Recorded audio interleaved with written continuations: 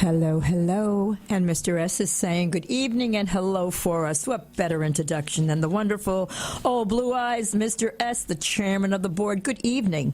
Welcome to a healthy and happy Wednesday evening. It's hump day, because we're halfway through the week. And it's going to be a fast week just because we had a holiday, a wonderful holiday, Memorial Day, remembering our veterans and, of course, our beautiful MWDs, our military working dogs on Monday, which are also our veterans.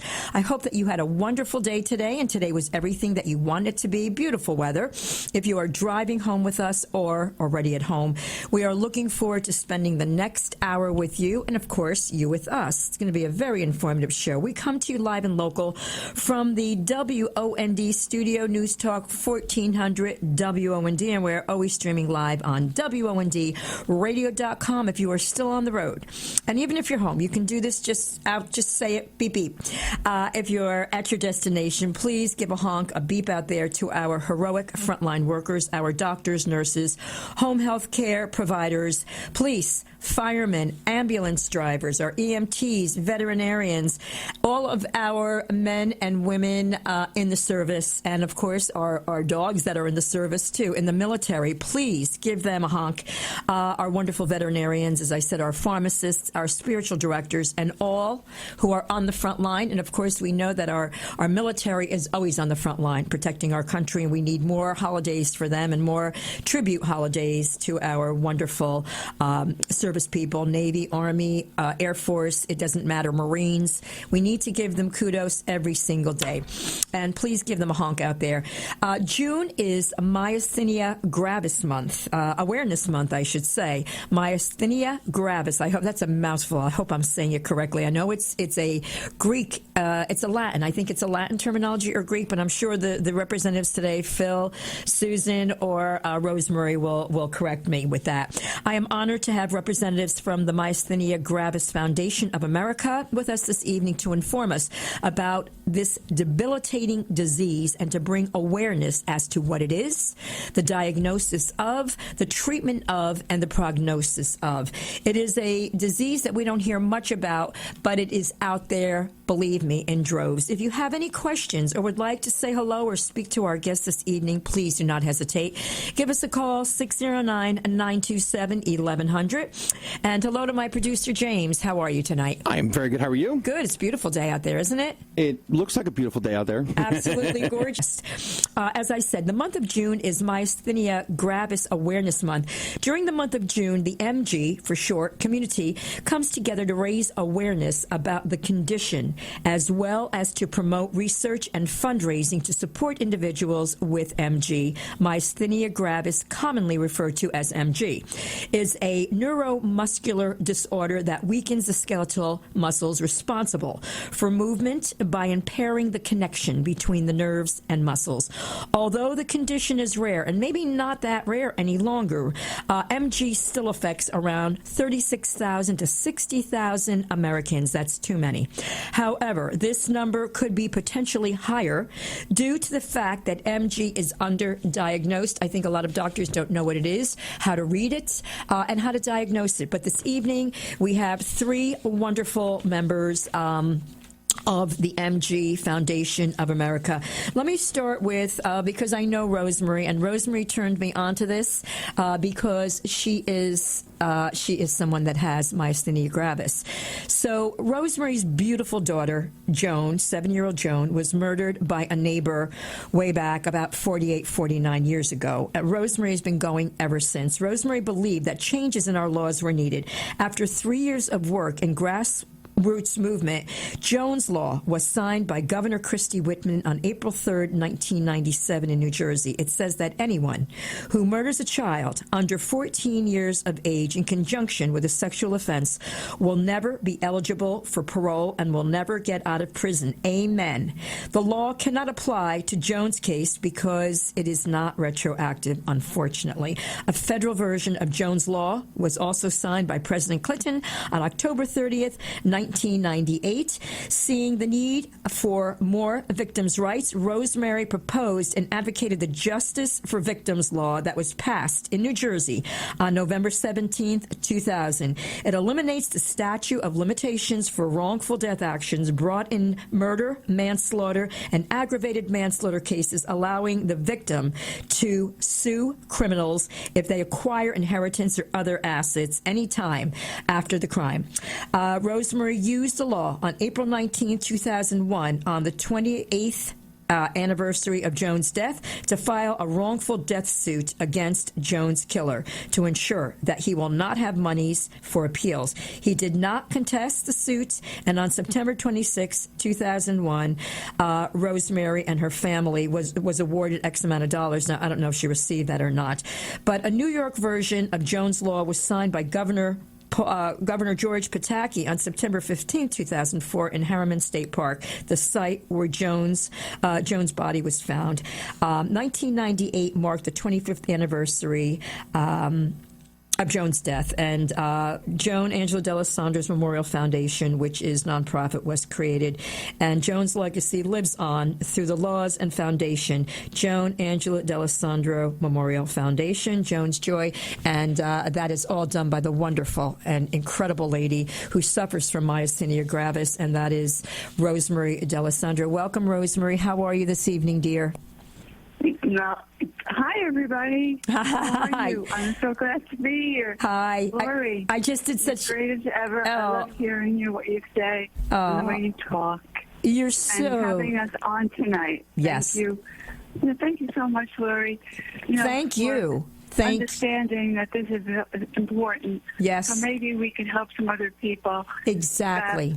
Are suffering right now and don't know what they have. Right. Because I remember going through that, and that's one of the hardest things to go through. I can imagine. At least when, with everything you were going through, Rosemarie, this just added, another layer of something that you had to fight. And because of you, I was able to be in contact with Michael, and who Michael is the vice president. I think I have that here somewhere. Michael is the vice president. Michael Antonellis, here I have it, Vice President of Marketing Communications for the Myasthenia Gravis Foundation. What a lovely gentleman. And a shout out to you, Michael. I know you're not on tonight. You have two wonderful representatives that you have that have generously given time this evening. I'd like to introduce them. And of course, Phil, not that you're less important, but Phil, you're the guy, and I've got to do Sue first because she's the lady. So let me talk a little bit about Susan. Susan is a retired Senior Vice President of Human Resources, and Susan spent 29 years of her 35-year career in Chicago, I should say, at a Citigroup, not in Chicago, at a Citigroup in various human resource roles across the corporation. Her expertise lies in problem-solving, performance management, communications, and recruitment. She also has particular interest in employment advocacy, which has easily translated into patient advocacy. Shortly after she was diagnosed, Susan also has MG and became involved with the former Metro New York chapter of the Myasthenia Gravis Foundation of America, joining its board of directors in 2005. And let me just kind of encapsulate this. And so today, Susan co-leads the Greater New York City MG Support Group. She has served on several MG committees, has been board secretary, vice chair, and acting chair. And Susan, we're blessed to have you with us this evening. Thank you so much for taking the time to make everyone aware of myasthenia gravis. Well, thank you, Lori, for doing this. This is just fabulous. Well, myasthenia gravis is usually people they hear it and they go, "What's that?" Right. Exactly. I did the same. No idea what it's actually a Greek and Latin mix. I was kind of half right. I figured I knew it was Latin, but it's also Greek. Okay. Greek and Latin mix that means grave muscle weakness. Okay. And that is, hopefully, now it isn't as grave as it was when it was originally identified in the 19th century. Yes. But we're going. We have so many questions. Susan, what is your last name? I didn't get your last name in the email. Winder. What is it? Oh, Klinger. Okay. Susan, thank you. I'm calling you Susan like I know you forever, but I feel like I do. That's fine. Not a problem. Absolutely. Thank you, dear. Let me bring on Phil Coogan, is a crisis management and communications professional with expertise in the private sector and the federal government. Phil is a member of the MGFA, Myasthenia Gravis Foundation of America Board of Directors, and is an MG patient. Phil also has this horrific disease. Phil spent 14 years as a broadcast journalist and spent 25 years as a spokesperson and emergency preparedness advocate for the Federal Emergency Management Agency. He is also a retired U.S. Navy officer. Kudos to you, Phil. God bless you as a veteran. Phil led emergency information operations on 105 major disasters in the United States, culminating with the 9/11 attack on the World Trade Center, a horrific attack. Phil conducted community and corporate emergency preparedness sessions around the country and performed corporate vulnerability audits as a crisis management consultant. Today, in addition to Phil's work with MGFA, Phil is also a senior volunteer manager for the most populous American Red Cross region in the U.S., Greater New York. Welcome, Phil. What credibility. Welcome to the show. Thank you so much, Lori. Thank you so very much, and thanks to all of you for being here. So let's start. We're going to we have a break in about 2 minutes, but whoever wants to start first, let's talk a little bit. And Sue, you started us off. What is myasthenia gravis? Tell us a little bit more in encapsulated. Okay. It's an autoimmune disease, correct? If I'm autoimmune, correct? Yes. Absolutely, it is an illness that is a situation where your body is literally attacking itself. Yes. An antibody is created that should be helping to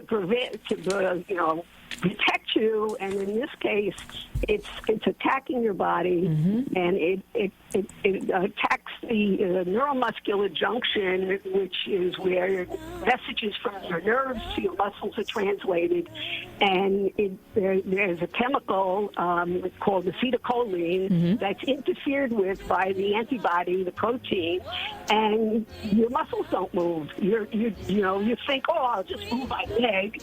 And you can't. It doesn't move. Yes, the connection. I have no idea why. The connection is not there. That must be a horrible, horrible feeling. Susan, please stay with us. Phil, stay with us. Rosemarie, we're going to go to a break, and I don't want to interrupt my questions. I have a million. What are the symptoms? I also want to ask the treatment. What causes it? Is it heredity? Is it a virus? And I want to talk about the thymus gland. I read quite a bit about it, and I think that has something to do with it. So please, Susan, Rosemarie, Phil, you are angels. Stay with us. We will be back after our very important messages, and we are visiting with Myasthenia Gravis Foundation of America. Please hang in there with us. Now back to the Lorry Young Show on News Talk 1400 WOND. And Lori's very special guests today are Rosemarie D'Alessandro, founder of Jones Joy, Phil Coogan, he's the MG representative, crisis management and communications for the MG Foundation of America, and Susan Klinger of the Greater New York MG Support Group and acting chair of the MG Foundation of America. And welcome back. And I also want to do a shout out and a thank you to Michael Antonellis, Vice President of Marketing and Communications for the Myasthenia Gravis Foundation of America. June is MG Awareness Month. You're going to learn a lot about this disease that we really don't know. We don't hear that much about it. And I'm so honored, I should say, and proud to have these lovely representatives on the show this evening. Welcome back, Rosemarie, Susan, Phil. Thank you so much, all of you, for being here tonight. Happy to be here. Thank you. And so when we went to our break, Susan, you were telling us a little bit about what myasthenia gravis is. You want to tell us a little bit, and then I'm going to pose a question to Phil about the symptoms, and of course Rosemarie, because she is also someone who has it, and she's a victim of, and so are the both of you. Now both of you also have myasthenia gravis. Okay. Yeah. So you go right ahead and finish with that one, Susan, if you don't mind, telling us exactly what it does and how debilitating it can be. Well, it as I said, the body is attacking itself. It's autoimmune, And it is, in this case, the voluntary muscles of the body. So it's arms, legs, eyes, eye muscles, swallowing, facial muscles, neck and throat muscles, and most importantly, the lung muscles and the muscles around the lungs and the diaphragm. Oh, boy. So if those muscles get weak, you will not breathe. And that's the scariest part of literally having myasthenia gravis. That's why it was called grave, because when they first identified it, there were no treatments for it at all, and it was a guaranteed death. Oh, my. Now we have many, many treatments, and it's it's far more treatable for most people, but there's a range of mild to severe of myasthenia, and every day our intention with awareness is actually to make people aware that it is something they may have if they have weakness, particularly in their eyes. They have double vision or droopy eyelids, and you go to the doctor, and if you're lucky, you go to a doctor, an ophthalmologist, who says, oh, I may know what you have because of your droopy eyelids. But if you're not lucky and you go to a primary care doctor or even a neurologist, they may have no idea because it is so rare that it's not something that's top of the mind. Right. It's not something they think of. And unfortunately, we don't have any major celebrities who have the illness. The only one who was well known at the time, but he's been dead a long time, is Aristotle Onassis. Yeah. Died he did have myasthenia gravis. Oh, yes. my. But you got to be of an age to know who he is. Yes. Was. And let me ask you, let me just interject here for a moment, Susan. What age? Does it affect any age, or is it 50 and older? Any age. Any age. So even a young adult. Oh, my. Absolutely. Absolutely. Okay. It's primarily younger women and older men, but it could be children. It could be any age at all, and we've seen it in people of all ages. And people have to be aware because some of these symptoms emulate other things. Bell's palsy, a stroke, something like that. So it must be a very difficult disease to diagnose, as you said. It is indeed, yes. If you do not have the right practitioner, it is absolutely difficult to diagnose. If someone has a good idea that it might be myasthenia, there are ways to diagnose it. They use electromyographic tests and also it's a nerve stimulation. Electromyograph is a nerve stimulation test, and they can literally start treatments on people and see whether they improve. But it's really it's not well known, and that's the biggest problem. And, like the numbers, even I personally think that there are more than 100,000 people. Wow! Because so many more people, the more awareness we raise, so many more people are being diagnosed. And earlier, and it has to be more people because I've had this illness for 17 years, or I was diagnosed 17 years ago, and I have met hundreds and hundreds and hundreds of patients, and some people walking around for years being misdiagnosed. Yes. You have a psychological problem, go see a psychiatrist. Wow. Yeah, and Rosemarie. And Rosemarie, I'm going to ask you in a moment, but thank you, Susan. I want to get Phil in here just for a minute. Phil, is the disease inherited? Is it generally inherited, and can people pass it on to their children genetically? The jury is out on that. Generally, it is not believed to be inherited, but there are some instances where different generations of a family have reported having the disease. As Sue was talking about the symptoms, Lori, I would like to just have your listeners listen to some of the symptoms. Sure. And tell me if they can distinguish these symptoms from other diseases. These are all symptoms that many MG patients, and including symptoms I've had, double vision, inability to hold my head up, difficulty chewing, difficulty swallowing, shortness of breath, which of course leads to problems of breathing, inability to lift arms above the shoulders. Now, those symptoms can be associated with any number of maladies or diseases. Yes. And the problem that Sue spoke of is that because it is, we believe, a vastly underdiagnosed disease, doctors who may have spent an hour in medical school, looking at myasthenia gravis, right, and have never seen a patient, especially in rural areas of the country, doctors confronted with some of these symptoms can range everything. They can diagnose it for everything from psychosomatic disease, a mental disease, or some other malady that is not associated with MG. In my own instance, now here I am, I live in New York City.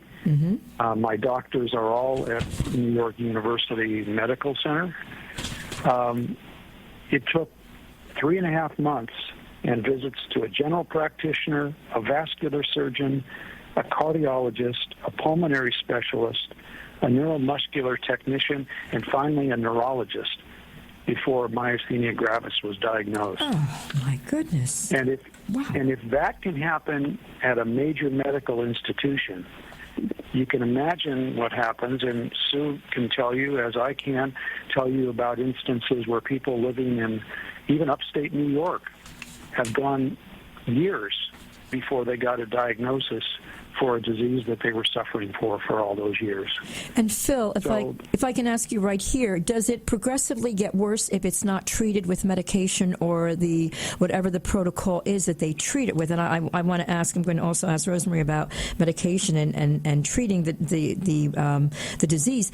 Does it get progressively worse if it's not diagnosed? There are certain diseases that do progress if they're not diagnosed early in the disease.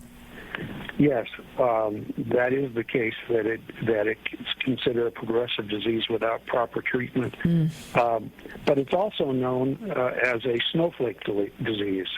And the reason it's known as a snowflake disease is because treatments that are successful for one person may be detrimental or have no effect at all on another person. So the treatments really have to be personalized, sometimes through trial and error, by trying different medications and different treatments in order to find what is effective for a particular patient. So it's not a one-size-fits-all. Everybody's an individual with their disease of myasthenia gravis. Absolutely. Okay. You're correct. It is not a one-size-fits-all.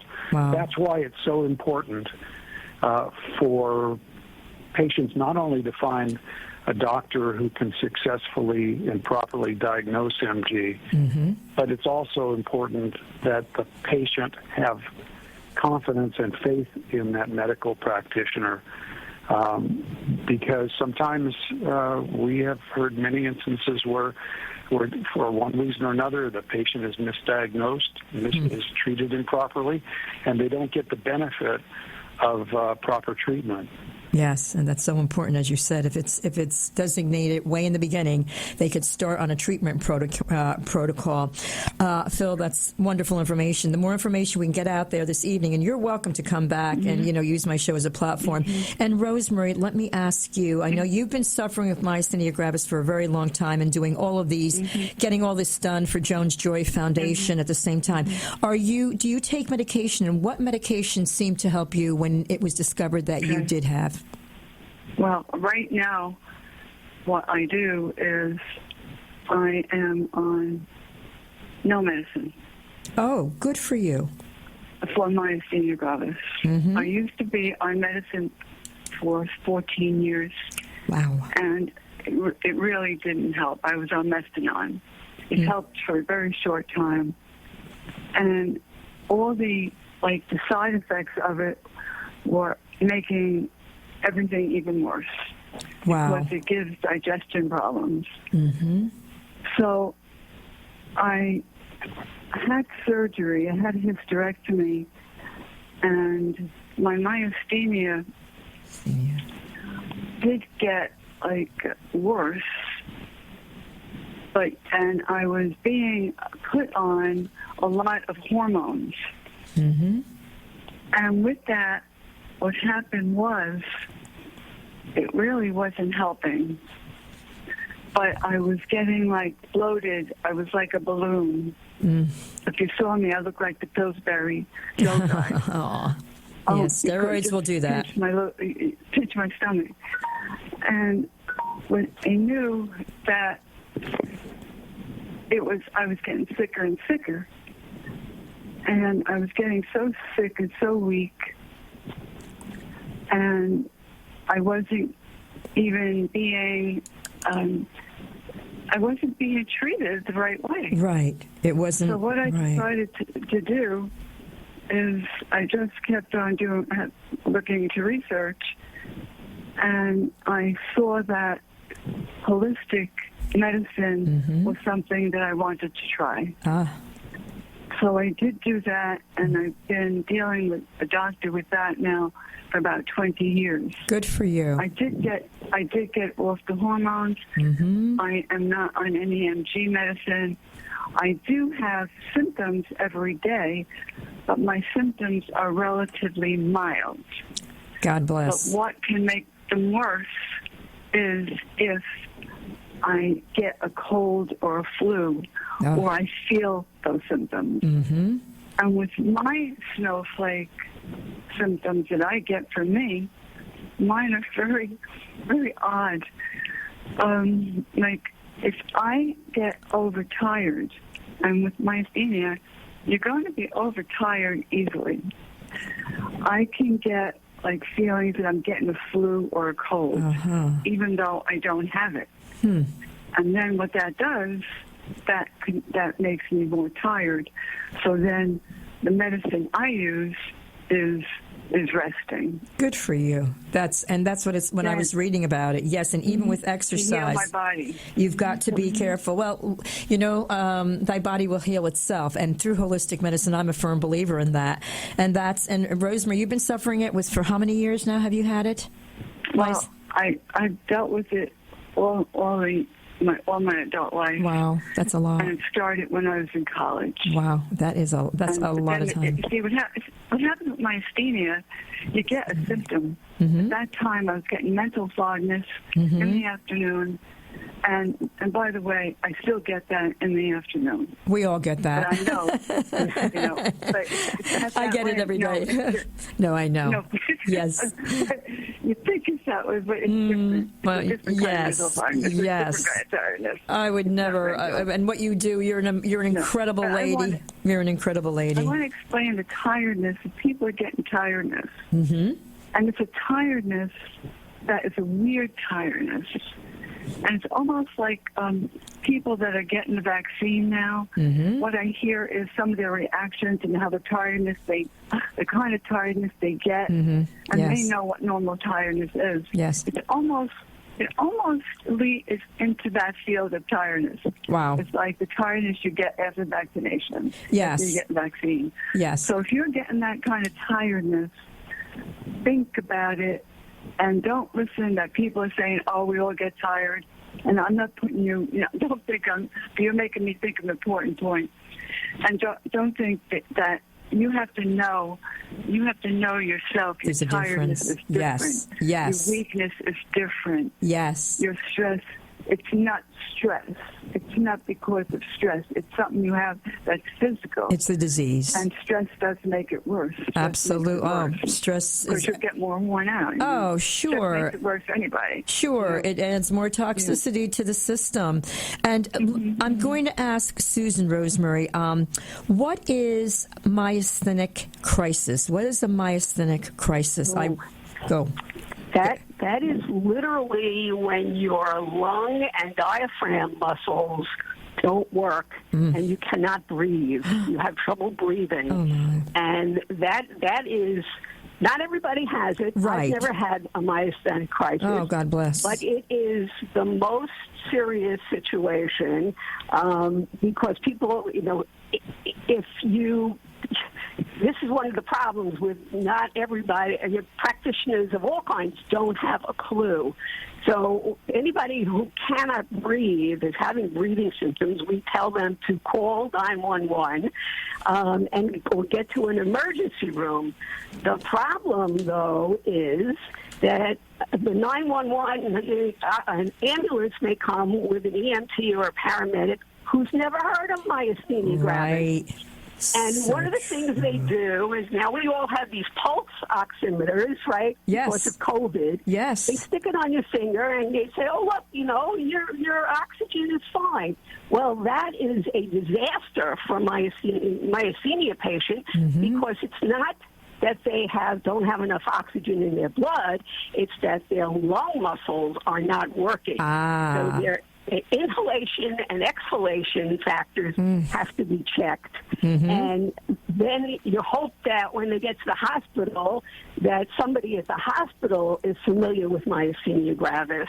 And that is a problem Phil mentioned a while ago in rural areas or where there are not large hospitals or community hospitals.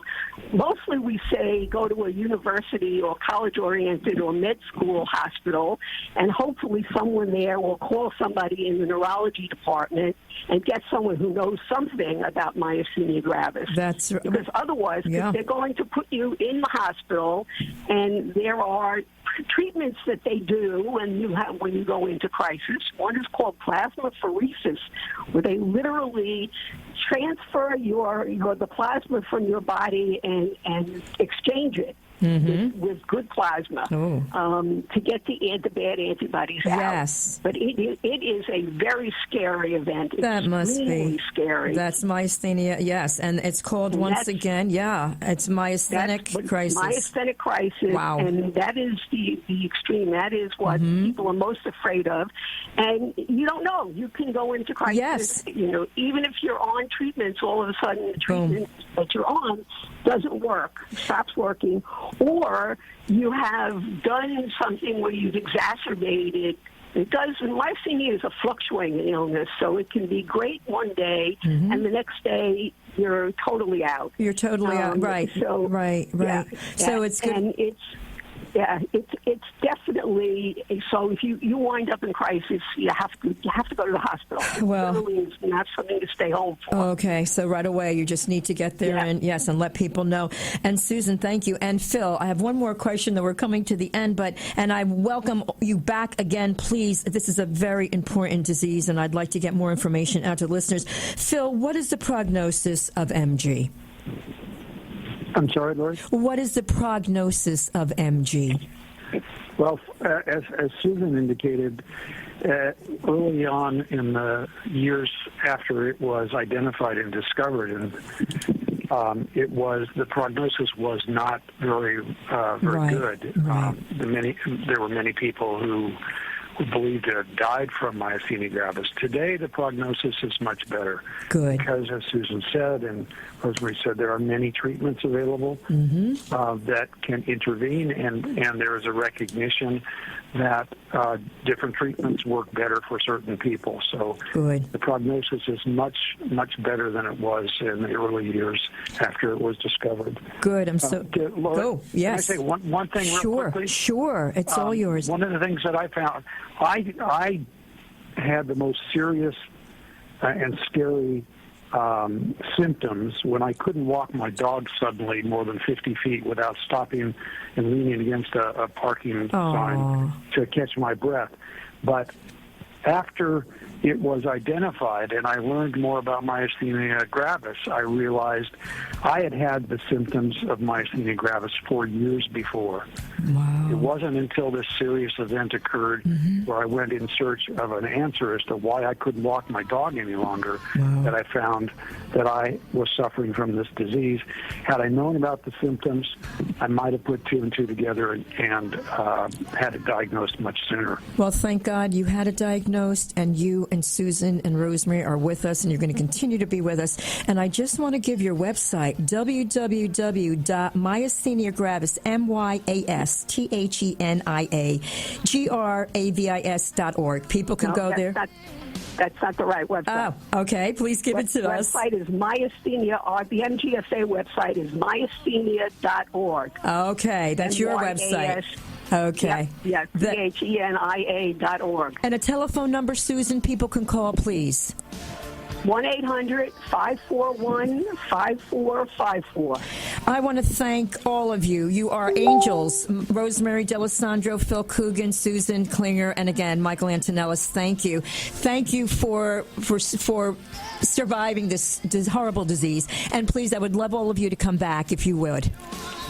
Oh, that would be wonderful. Thanks, Lori. Thank you. And we're going. Bye, Susan. We're going out with the song "Simply the Best." That's exactly who you are and what you are. Thank you. Continue your great work. God bless you. We love you. Okay. Thank you. Thank you. Bye, everybody. Thank you. Bye-bye, everyone. And good night to all of my wonderful listeners. Please be aware of what this horrible disease is, myasthenia gravis. You can Google it. James, thank you so much. Anytime. Have a great night.